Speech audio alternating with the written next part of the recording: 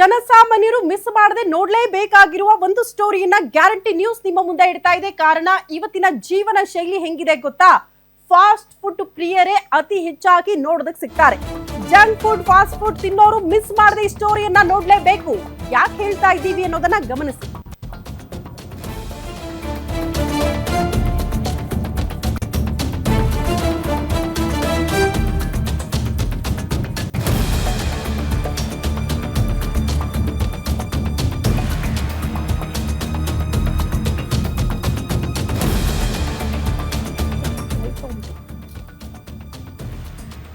Pizza, burger, noodles, chips ತಿನ್ನೋರು miss ಮಾಡ್ಕೋಬೇಡಿ ಈ ಸ್ಟೋರಿಯನ್ನ. ಫಾಸ್ಟ್ ಫುಡ್ ಪ್ರಿಯರೇ ದಯವಿಟ್ಟು ಮಿಸ್ ಮಾಡ್ಕೊಳ್ಬೇಡಿ.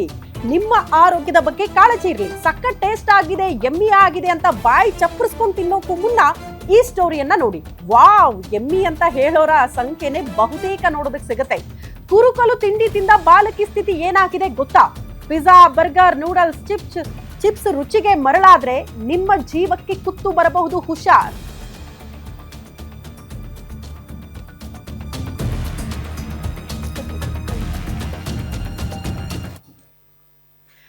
ಕುರುಕಲು ತಿಂಡಿ ಮೊರೆ ಹಾವು ಹೋಗಿರುವಂತಹ ಬಾಲಕಿಯ ಸ್ಥಿತಿ ಏನಾಗಿದೆ ಆ ಕುರಿತ ಡೀಟೇಲ್ಸ್ ನಿಮ್ಮ ಮುಂದೆ.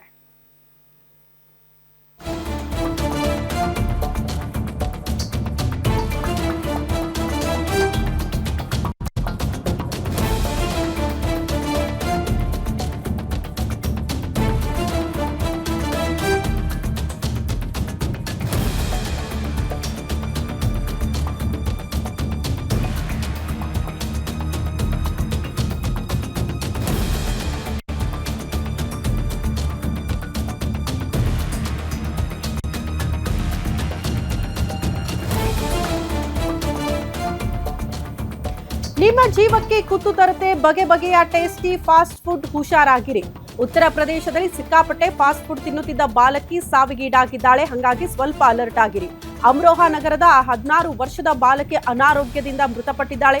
ಸಿಕ್ಕಾಪಟ್ಟೆ ಫಾಸ್ಟ್ ಫುಡ್ ತಿಂದು ಮೃತಪಟ್ಟಿದ್ದಾಳಂತೆ 16 ವರ್ಷದ ಬಾಲಕಿ ಅಹಾನಾ ಕರುಳಿಗೆ ಹಾನಿ ಮಾಡಿದೆಯಂತೆ ಫಾಸ್ಟ್ ಫುಡ್.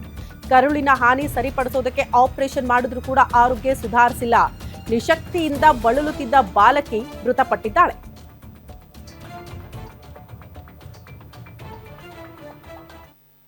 ಈ ಬಗ್ಗೆ ಮತ್ತಷ್ಟು ಡೀಟೇಲ್ಸ್ ಅನ್ನ ಕೊಡ್ತಾ ಹೋಗ್ತಾರೆ ಡಿಜಿಟಲ್ ಎಡಿಟರ್ ದಿಲೀಪ್ ದೂರವಾಣಿ ಸಂಪರ್ಕದಲ್ಲಿದ್ದಾರೆ. ದಿಲೀಪ್, ಈ ಕುರಿತು ಮತ್ತಷ್ಟು ಡೀಟೇಲ್ಸ್ ಏನ್ ಕೊಡ್ತೀರಿ?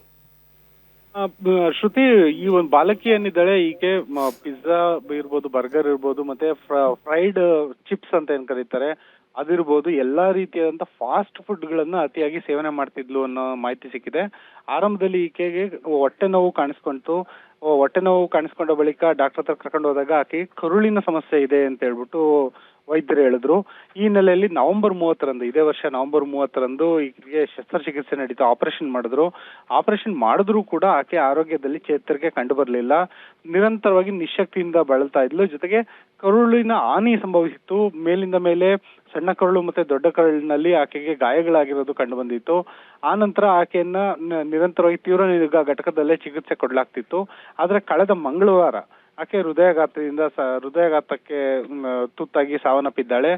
ದೆಹಲಿಯ ಏಮ್ಸ್ ಆಸ್ಪತ್ರೆಯಲ್ಲಿ ಈ ಬಾಲಕಿ ನಿಧನ ಆಗಿದ್ದಾಳೆ. ಈ ಬಾಲಕಿಯ ನಿಧನದ ಬಳಿಕ ಕೂಡ ಪೋಸ್ಟ್ ಮಾರ್ಟಮ್ ವರದಿಯಲ್ಲೂ ಕೂಡ ಈ ಬಾಲಕಿಯ ಒಂದು ಕರುಳಿಗೆ ಹಾನಿಯಾಗಿರೋದು ದೃಢಪಟ್ಟಿದೆ. ಫಾಸ್ಟ್ ಫುಡ್ ಸೇವನೆಯಿಂದಲೇ ಫಾಸ್ಟ್ ಫುಡ್ ಗಳಲ್ಲಿ ಬಳಸುವಂತಹ ಹಾನಿಕಾರಕ ಒಂದು ಕೆಮಿಕಲ್ಸ್ ಗಳೇನಿರ್ತವೆ, ರಾಸಾಯನಿಕ ವಸ್ತುಗಳು, ಅದರಿಂದನೇ ಈಕೆ ಕರುಳಿಗೆ ಹಾನಿಯಾಗಿರಬಹುದು ಅಂತ ಹೇಳ್ಬಿಟ್ಟು ಮೇಲ್ನೋಟಕ್ಕೆ ಅಭಿಪ್ರಾಯಕ್ಕೆ ಬರಲಾಗಿದೆ. ಹಾಗಾಗಿ ಯಾರೆಲ್ಲ ಈ ರೀತಿ ಫಾಸ್ಟ್ ಫುಡ್ಗೆ ಅತ್ಯಂತ ಪ್ರಿಯರಾಗಿರ್ತಾರೋ ಅವ್ರಿಗಿದು ಖಂಡಿತ ಎಚ್ಚರಿಕೆ ಸುದ್ದಿ ಅಂತ ಹೇಳ್ಬೋದು. ಯಾಕಂದ್ರೆ ಈಗೊಮ್ಮೆ ಫಾಸ್ಟ್ ಫುಡ್ ನ ಸೇವನೆ ಮಾಡೋದ್ರಿಂದ ಏನೂ ಸಮಸ್ಯೆ ಇಲ್ಲ. ಆದ್ರೆ ನಿರಂತರವಾಗಿ ಫಾಸ್ಟ್ ಫುಡ್ಗೆ ಅಡಿಕ್ಟ್ ಆಗೋದು, ಸಾಮಾನ್ಯವಾಗಿ ಏನು ಭಾರತೀಯ ಆಹಾರ ಪದ್ಧತಿ ಇದೆ ಅದನ್ನ ಬಿಟ್ಟು ನಮ್ಮ ಆಹಾರ ಪದ್ಧತಿಯನ್ನ ಹೊರತುಪಡಿಸಿ ಬೇರೆ ಈ ರೀತಿಯಾದಂತ ಫಾಸ್ಟ್ ಫುಡ್ ನ ಸೇವನೆ ಮಾಡೋರಿಗೆ ಇದು ನಿಜಕ್ಕೂ ಒಂದು ರೀತಿ ಎಚ್ಚರಿಕೆ ಗಂಟೆ ಅಂತ ಹೇಳ್ಬೋದು. ಶ್ರುತಿ. ಓಕೆ ದಿಲೀಪ್, ಧನ್ಯವಾದಗಳು ತಮ್ಮೆಲ್ಲ ಮಾಹಿತಿಗೆ.